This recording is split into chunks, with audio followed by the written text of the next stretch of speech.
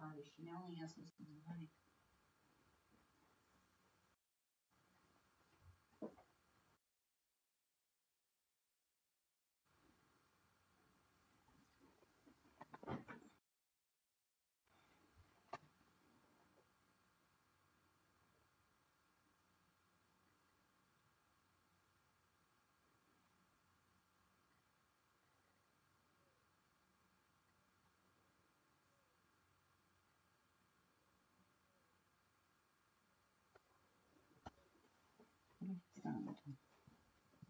We'll introduce you in the chat window. You won't see anything or hear anything.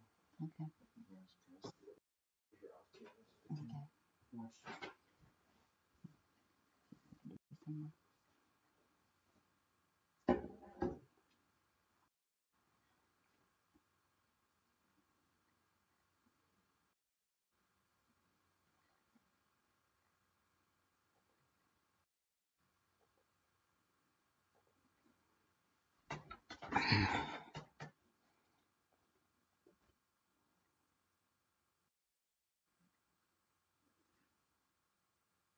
You can click and talk and yell about it.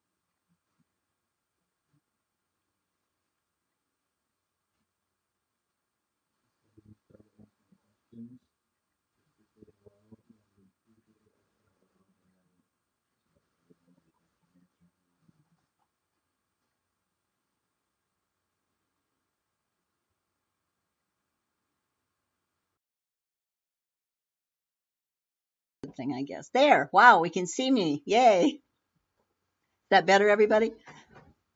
Thanks, Ken.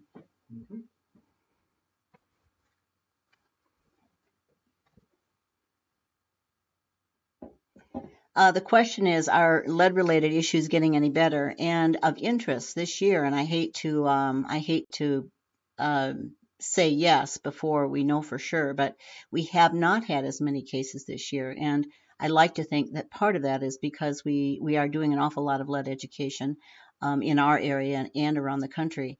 And I'm hoping that maybe we're having an effect on that. So we have not had as many this year, but it could have to do with heavy snow year. We have not had as many trumpeter swans with lead. They actually take it from the bottom of ponds and things when they eat. Those long necks go all the way down to the bottom of ponds, and they actually ingest the lead pellets that are there from fishing and from hunting. And lead is pervasive in our environment, so that lead has maybe been there 100, 150 years.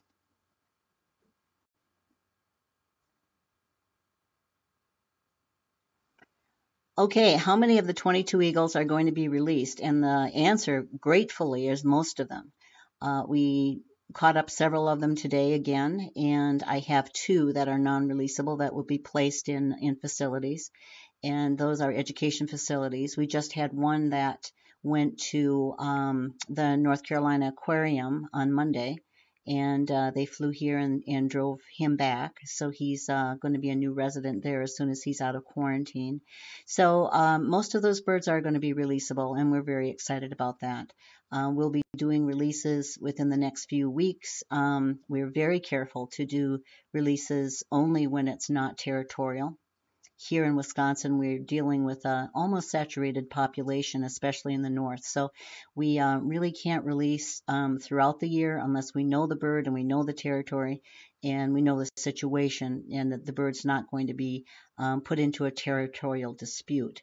We don't want to lose any pairs or any babies in the process, and unfortunately, that could happen if we were to just release a bird that that would maybe then go and start a territorial dispute.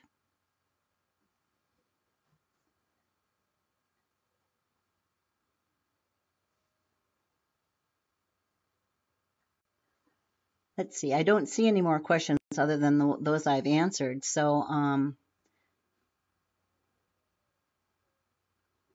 maybe my computer might be just really slow. The one that I'm looking at for questions is kind of a slow one. Hi, Kathy. How was your birthday?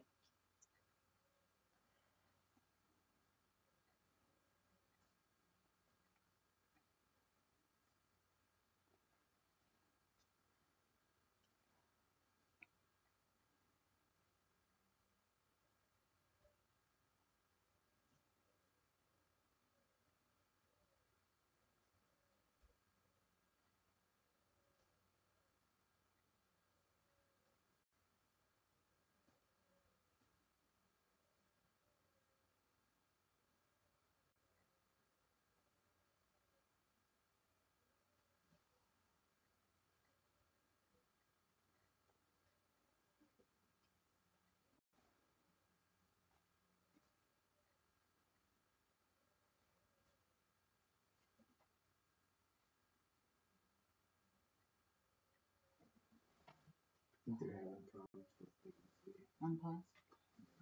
Okay. on Facebook.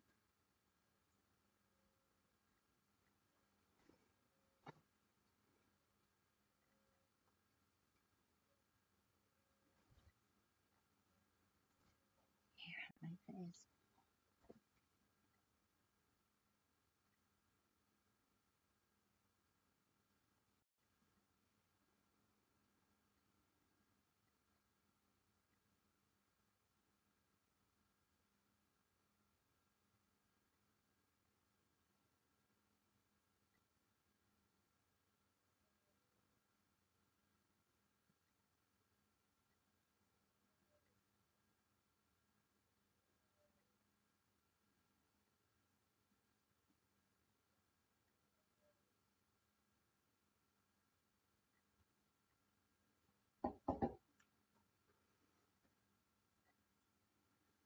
I think the problem is that you're screwing up and you're screwing down. It's not something close to the internet connection. Oh, So I guess I'll see if I can get her to review the questions too on okay. Facebook. Okay.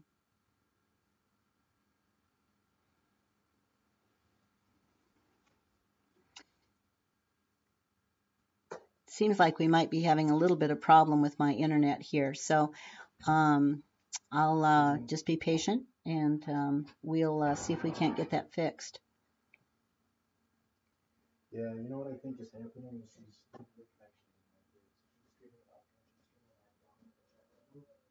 Could we close the chat window and have you kind of relay questions through the Facebook chat? So just relay what questions you want answered to me in Facebook chat, and then we'll go from there.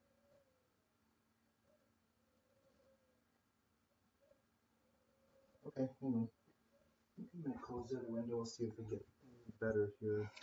Okay, they're going to start closing some windows and see if we can get some better connection here. Living in rural Wisconsin has its disadvantages, I'm afraid, especially when it's so I'll put you incredibly on cold. speaker, Gene. Okay. I can. Hi, Jean. How are you?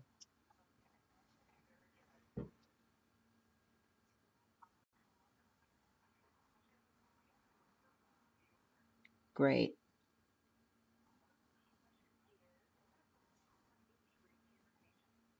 The most common injury to our patients. With bald eagles, it's all over the map. I think that sometimes hit by cars is a pretty common one, and that occurs a lot of times when they're eating carcasses off the roads. And they are maybe full and they can't get up and get moving fast enough, and cars come around a curve perhaps and hit them. Shootings, we still get an awful lot of shootings here in the Northwoods, unfortunately. Lead poisoning is still really the major thing. Some West Nile, other types types of poisonings, organophosphate poisonings, are pretty severe as well. So, um, it's kind of all over the map. Interestingly, very, very rarely would it be something natural. We have had West Nile virus, which is, the only natural virus that we're dealing with here in the United States. So, um, it's mostly man caused. Like 98% are human caused.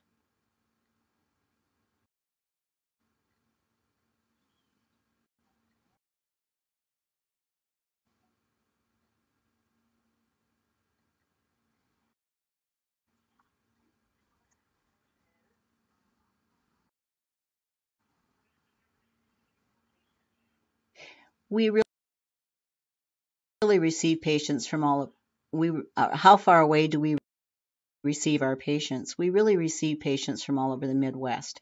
And actually, if there's a situation where they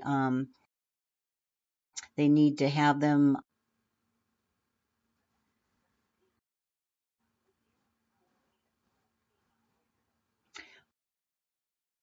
okay, explain or OP poisoning. Organophosphate poisoning is or carbamate poisoning is a cholinesterase inhibitor, and that has to do with the synapses in the brain.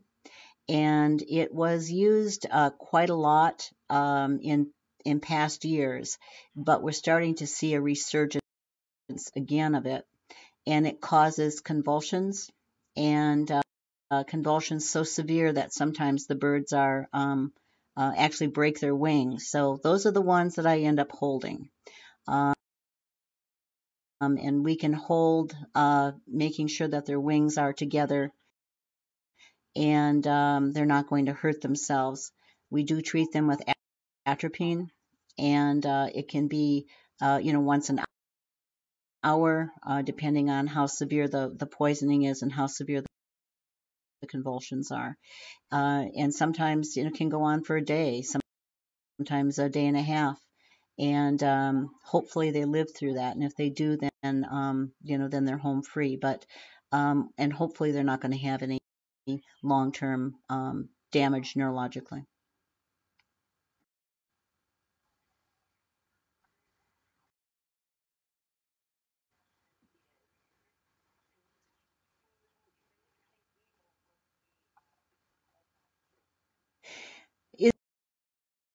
Is there much risk to releasing eagles during the severe cold temperatures? No, there really isn't. Our eagles, at least here in the Northland, are really used to the cold, and they're really prepared for that. We don't keep our birds, the birds that are kept indoors, are not released. They're all acclimated, and so the only ones that are released are birds that have been outdoors and that are well conditioned and are used to the cold here. We are further north. We're about 3 hours further north than the general place that we release birds. So they're actually they go to a warmer area. So to them, it's a little it's a little warmer than where they've been. The area that they're released in, we always make sure that the area they're released in is prey abundant, and there's a lot of good food for them, and the water is open, so they have really good fishing. That is augmented by a dam that's in the area and keeps the water a little warmer, and also kind of stuns the fish as it goes over through the dam, and then even the young birds have a really easy time of finding food at that location, and that's why you'll see it is one of our prime locations for releasing birds in the wintertime, which in northern Wisconsin is one of the only times that's really safe to release these birds, the eagles, because of the territorial issues.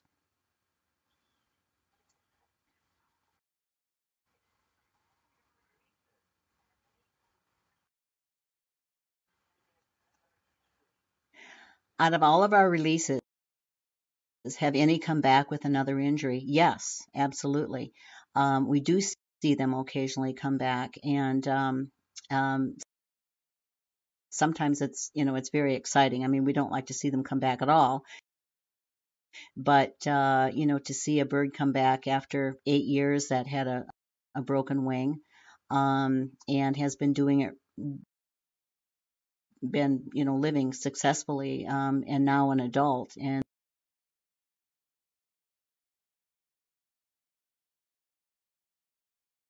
holding a territory is very exciting.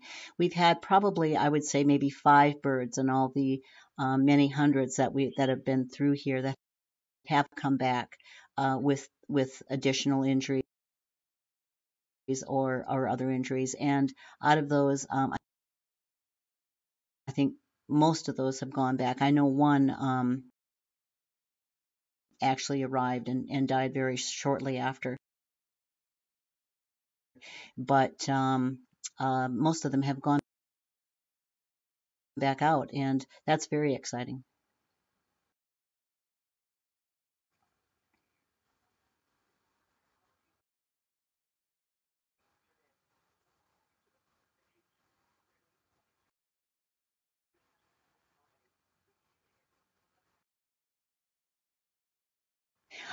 I didn't actually. Yeah, I did not answer. I didn't answer the one about what happens to the birds that can't be released. I don't think, at least, maybe within another question. But what happens to the birds that can't be released is some of them stay with us as foster parents or as our education birds, but we're only allowed to have 5 that are permanent residents. So the others go to qualified educational facilities.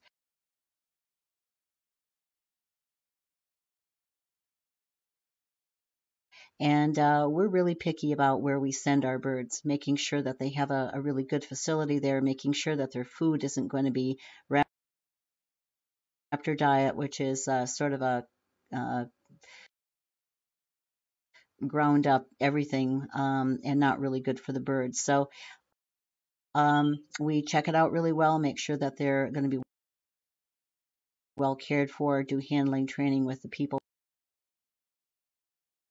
that involved, and they go to zoos and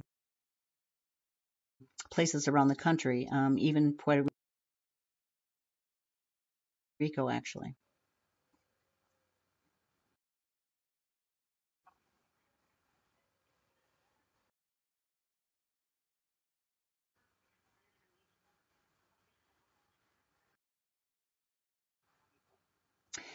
Do we ban birds? We have in the past. We can't always get bans for the birds. Fish and Wildlife has had some problems financially, and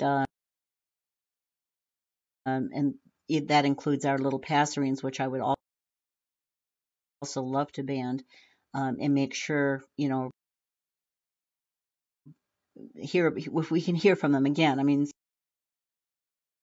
sometimes it's interesting to hear from them in South America and that sort of thing. Transmitters have a purpose. I think that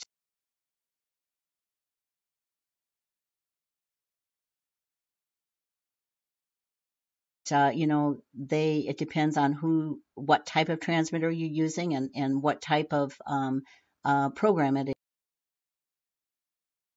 is. I don't think that they should be transmitted if you have the information or if it's available. Let's make use of the science that's there. But transmitters can be incredibly incredibly helpful. I did a transmitter study of my own, actually two. One many years ago when we were doing radio transmitters, so they were not the larger, heavier solar transmitters, but it was fascinating to know that when we released our young birds, and I think people were very concerned about when we get baby birds in, baby eagles in, ours are always raised by foster parents. And that is really the very best way to do it because they're not imprinted to humans. They're not comfortable with humans despite how they look in our arms. They really are wild, and they've been around eagles, so they know all the behaviors, all the mannerisms, and what's expected of them. So it was important for us to know how they did. Behaviors, all the mannerisms, and what's expected of them. So it was important for us to know how they did in relation to the wild birds. And we had a master's student that was trapping wild immature eagles and putting radio transmitters on them, and they weren't able to trap enough during that time period. So they used 8 of our youngsters. And as it turned out, all 8 of ours survived past the drop off point, which is about 2 years. The threads last about 2 years on the transmitters before they drop off. So our birds, amazingly, all 8 of ours made it past that 2 years, and they had many failures of the naturally wild birds that died. So ours were better than the wild guys.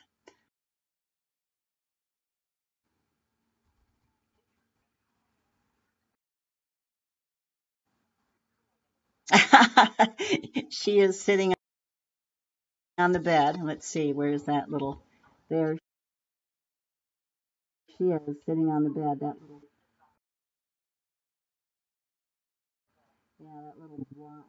dark lump over there. She is definitely here listening. She's waiting for her chance to jump on the computer, I'm afraid.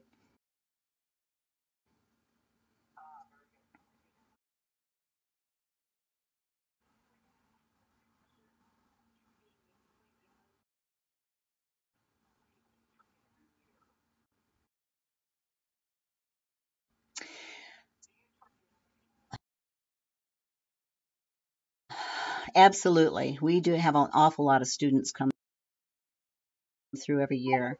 We have,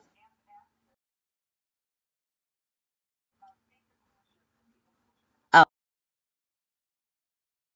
okay, I'm sorry. The question is, how many students do we train every year? Do we train students? Absolutely, we do. The number varies per year, and it really varies if we have international students because that's sort of a space issue for us. And but we train veterinary students, pre-vets, and an awful lot of people that go on to become PhDs and professors. It's very exciting. In fact, when I now hear back from my former students that are now professors and basically, it's very exciting. It's certainly worthwhile. And they learned a lot when they were here, and to see them carry that forward is a thrill for us as well.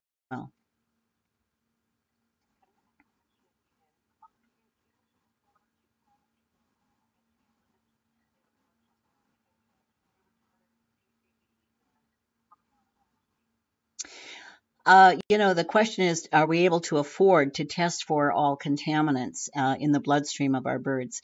And the answer is no, absolutely not. In fact, a lot of the things we're not able to do here because of cost. We do work with a veterinarian, and we're very grateful that she has gives us things at cost. And she's been very generous with us. But contaminants are very expensive. And you might be interested to know that even the states and the federal government don't test broadly for those contaminants. It's kind of haphazard, and as interestingly as our funding gets cut, and funding for wildlife and animals, they don't vote. That's the first thing that's cut, and people don't realize that it really affects what we can and cannot do with our wildlife, even in state labs and federal labs.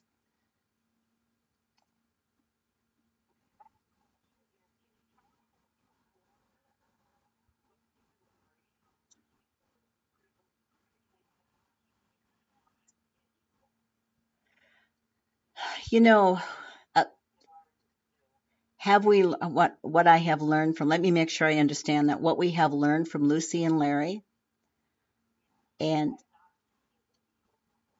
and have not seen an eagles before. Lucy and Larry are a pair that have been absolutely amazing. Last year, over a year ago, when I became involved with them for the first time, just consulting, it was I carried with me the scientific basis that we use, and that would be that if an adult is injured or is unable to breed or is unable to eat by itself, as she had some serious injuries at that point in time. Many of you on this chat probably remember. We didn't think that she would survive. The basic train of thought at that time was that the male would abandon her, and in the wild world, that's how it works. So that was the train of thought, and we were set about to trap her at that point in time to try to help her first of all, and to so it wouldn't be so hard for her. We thought she was suffering, and it was a difficult situation. We didn't expect, we never expected that that Larry would step up to the plate as he has. We never expected that she would lay an egg. We Now that winter is here again, it's constantly a surprise that he continues to take care of her. That's not supposed to happen in the wild world, at least as we know it. But I think that's the caveat. As we know it, we make assumptions, and we make kind of broad reaching assumptions as humans about the wild world. And these cams have been absolutely amazing in teaching us that it's not always as we think it is. And I've learned so much myself, and I think that hopefully scientists are watching and learning as well. Um, it could be just he's a very special, Larry is a very special male. And I think that those of us that watch Eagles for Kids and are closely associated, at least in our heart, with it, that we think he is. But the behavior is amazing, and I think they teach us every single day. Little E4 and little E3, um, that's been an interesting situation too. I think we are seeing a baby, a female and a male in the nest. And initially, the female was more aggressive and is more aggressive. The females tend to be more aggressive. They're bigger after all, and she's older as well. And many scientists feel that the two chicks in a nest, that number two is kind of a reserve or an extra. And the important thing is for the number one bird to make it. And if that one doesn't or dies or something, then you have an extra, number two. But in many eagle nests, both of them make it, and sometimes even three, which Ray showed us on Catalina, certainly. But it all has to do with food supply and the parents, and if they're practiced parents or not. We know that from ospreys, for instance, watching them and the science behind that is that immature male or inexperienced males, not immature males, but usually their first year, they don't succeed. The chicks die because the male is not practiced enough to be able to fish well enough to keep the babies well fed. So everything is in learning mode, and I love that about science is that we make kind of broad-reaching statements, but everything is in flux and should be. We should be learning. We shouldn't be making statements that we know this for sure because it was written in a book 30 years ago. That's now we know different, and we're learning, and that's the beauty of science.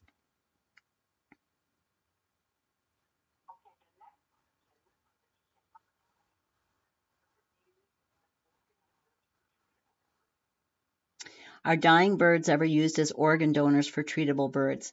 No. The short answer is that it's very, very expensive.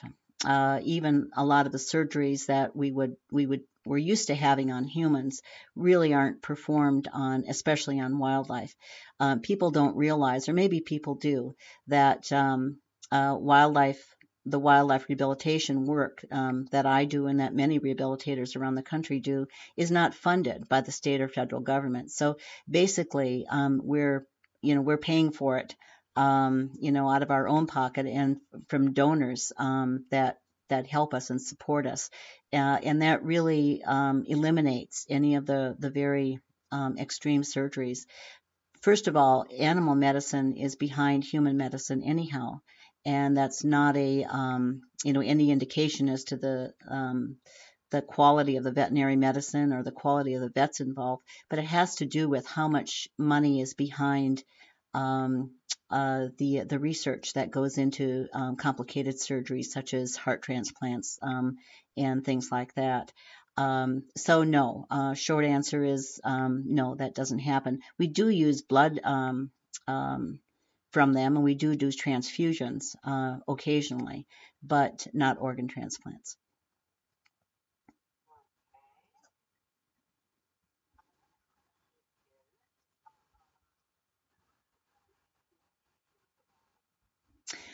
The birds that don't make it, what do we do with the bodies? The bodies, the feathers, and any what they call pieces and parts have to be sent to the federal repository, U.S. Fish and Wildlife Service Federal Repository in Colorado, and there these are eagle parts.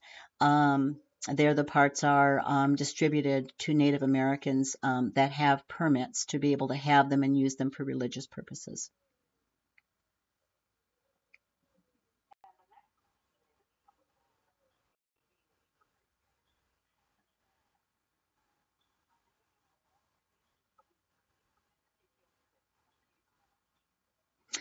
The question is, I love all my patients, but are there any that have touched me the most? And I have to say that it's the one that's in my arms at the time. Um, and I know that that's sounds like a cop out, but it's absolutely the truth. They all have an amazing spirit, and they're all very, very different. They're very different individually as well as they are by species. And I think that when you work with them, it's they're amazing, and it's hard to pick and choose.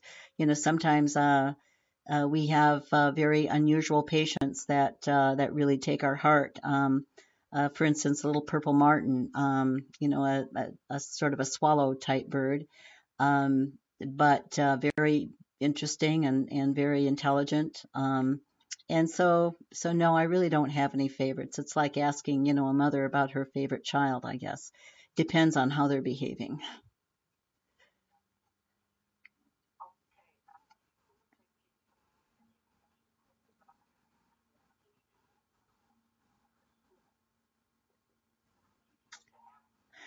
Kushkaluk is how did we come to acquire Kushkaluk, and can I tell about her? Kushkaluk is the from Alaska, and I was the team leader for the Eagle Capture and Health Assessment back in 1989 at Prince William Sound to capture and do health assessment on the eagles that were affected by the Valdez oil spill. And she happened to be a bird that was nesting in a very heavily oiled area, Herring Bay, and I was trapping eagles there that summer. I was up there the whole summer and working off boats and flying to different areas by float plane. And we got a call in July that there was an eagle down on the ground on one of the islands, a very mountainous island, by the way. And so they flew me out there, and then a fisherman picked me up and took me to the island. And it was kind of straight up and down island, one of those with blackberry bushes and thimbleberry bushes all over. And she was there. She had a broken wing. Apparently, she'd lost her chicks that year. Her mate disappeared. We don't know why, but she had sustained a bad there. Okay, I'm sorry, I lost my lost my view there for a second. She had sustained a bad fracture of her wing, and was heavily oiled because she couldn't stay out of the water because of her injuries. So I basically freehand grabbed her, and we flew her into Valdez, and she did go into to be cleaned and to a veterinarian in Anchorage until I finished my work. And then I asked for her to be permitted to come down to my facility so we could continue to do work on her. The thing about the oil spill was is that there weren't any research birds that were going to be followed long term. In other words, how were they going to do in 5 years? I mean, maybe they look great now, but the scientist in me wanted to see how were they going to do in 5 years. Was there going to be kidney or liver damage that was going to show up and kill them in a few years? And so it was permitted that I have her on my permits, and she's been with me since 1989, since July of 1989, and first came to my facility in Southern California when we lived there at Orange County Bird of Prey Center, and then was transferred to Raptor Education Group when we moved to Wisconsin, and she's doing very, very well. She's an old bird. She was probably in her 20s when I captured her. She was older then, and she's been with me for over 20 years. So she's doing well. For 10 years, I did do blood work on her, and she did not have any long-term effects by her kidney or liver function. So she's doing well. She's still laying eggs. She has a partner. She did have a male partner for 9 years, and then they got a divorce. Who knows what happened? But she made it very clear that if he was going to stay there, she was going to eat him. So no, actually, she was just going to kill him. But anyway, so he's actually living in Puerto Rico now. She does have a partner now, a female partner, and they lay eggs together in a common nest, and they're very happy. So all's well that ends well. She's doing well. She's the largest eagle ever captured, huge bird, and is has survived. She's a survivor, so that's very exciting.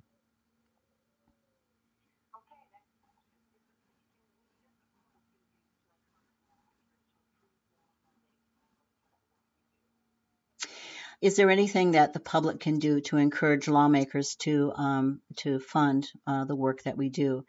I wish there was. I think that, unfortunately, as population goes, we think about, our taxes, and we think about things like that, and everybody wants, lower taxes. We want, lower government. But what people don't realize is that when things get cut, usually it's wildlife related that's cut first. And wildlife, animals don't vote. So it's not as important to people. And I think it has to become important to people. I think the voters, constituents have to make it clear that, wildlife is a very important part of our world. And it should be an important part of what they do as well. And to fund it would be amazing. I still can't believe that in this day and time that the work that we do, and we did over 800 patients in 2013, and about 100 of which were bald eagles. There's still not only is there no funding, state or federally, but even common sense things like we had a little issue with the salmon run. Often we get salmon, the ones that die because they after they lay eggs they die. This year we were not going to be allowed to even get the dead salmon from our state. So it's a matter of common sense. I mean, we're taking care of animals that are state and federally protected, and yet we're having to do it on our own, in my case, on a lot of our own retirement, as well as, our donors. We are nonprofits, but, it costs an awful lot of money to feed these guys and to take care of them, and we wish that we were able to give them absolutely the best. I think it's important. We do as much education as we can. Not only do we do educational programs, we have an education department here at Reggie, and we um, take the live birds, to classrooms, and we do over 250 programs a year, um, as well as doing tours here at our facility. And there are many. We have many topics, including migration and um,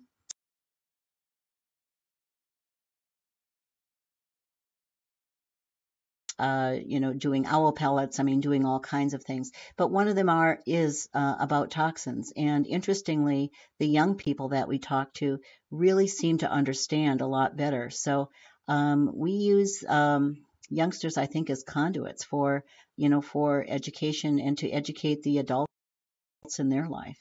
And I think that that's one of the most valuable things that we can do. But everything is about education here. I think that nobody that brings a bird gets away without, hearing about what happened to it, and how they can be better stewards of their land and maybe prevent this in the future.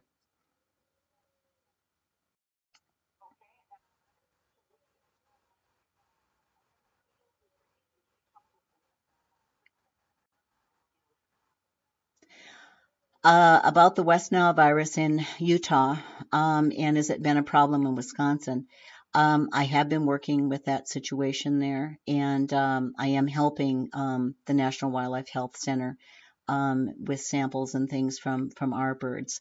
And so we don't know for sure. We don't have any test results back, but we're certainly keeping our ear to the ground, and we're very, very aware of West Nile. We were actually the first facility in Wisconsin to recognize West Nile virus back in 2002 in raptors. At one point, it was thought that it was only in crows, ravens, and jays. And interestingly, we in the Northwoods didn't see it in crows, ravens, and jays. We saw it in bald eagles, great horns, and red-tailed hawks. So we were submitting samples even back then and working with the CDC, and now it's widely accepted that it is in raptors.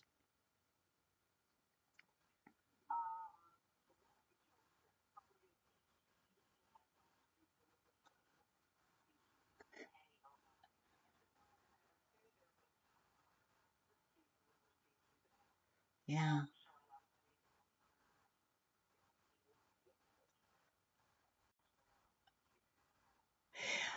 So what have we learned